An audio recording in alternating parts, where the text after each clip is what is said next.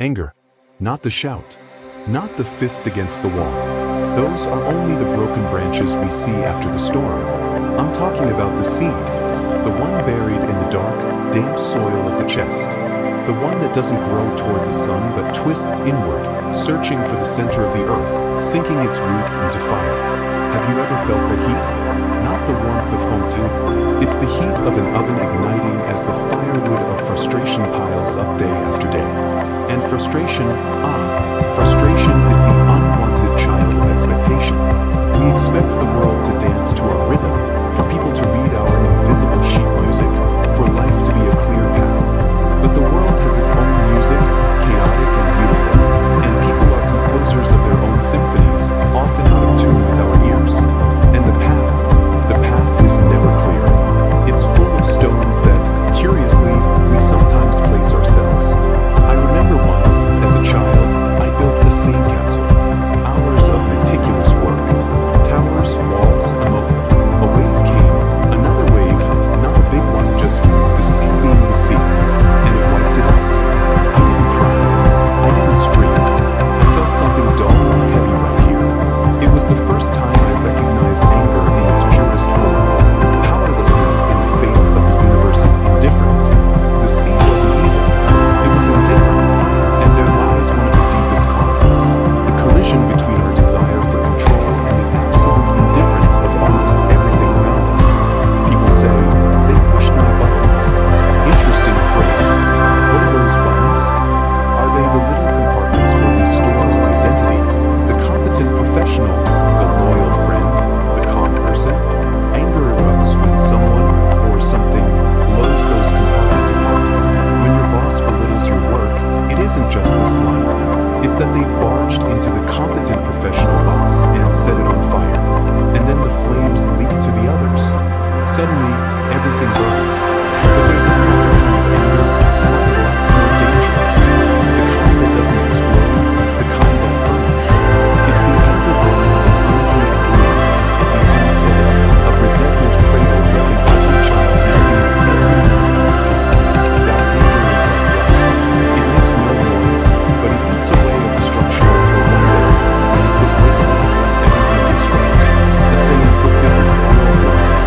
Anger packed inside eats the insides of the one who silences it. And it's true. It turns into acid in the stomach, tension in the shoulders, insomnia at 3 in the morning when the world sleeps and your mind repeats, like a poison mantra, the offense, the injustice, the slight. Then there's mirror anger. That one is fascinating.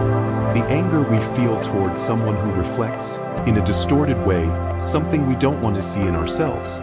We hate it in the other because we don't dare acknowledge it in us. It's like yelling at the mirror for giving back an image you don't like. Is the mirror to blame? So what do?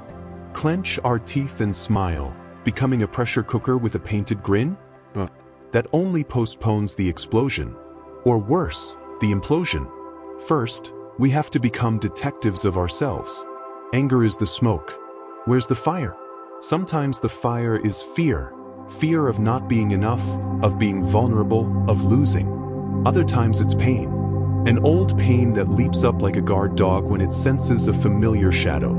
You have to sit with anger the way you sit with an uncomfortable but important visitor. Not offer tea and cookies, no.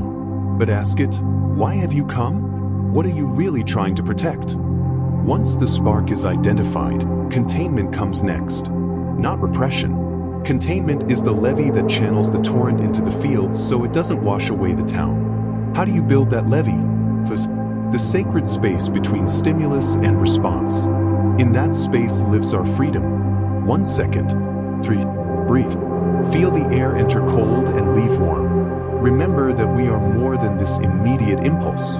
It's like watching a train loaded with explosives pass in front of you. Don't get on. Let it pass.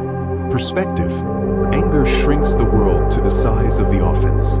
Everything becomes that person, that mistake, that obstacle. You have to zoom out. Will this matter in a month? In a year? Facing the sea, my sandcastle was my entire world. From the dune, it was just another small pile of sand. As the Stoics said, it's not what happens to us that affects us, but our judgment about what happens.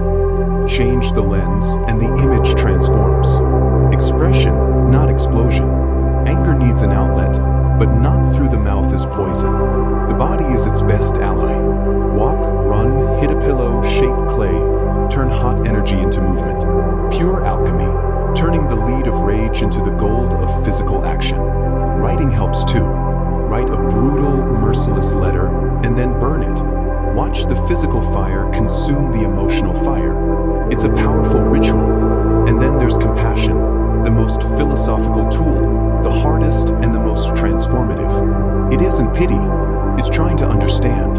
The person who cut you off in traffic isn't a demon. They're a hurried human being, maybe scared, distracted by their own sorrows. The merciless judge may have been judged just as harshly. This doesn't excuse the action, but it depersonalizes the attack.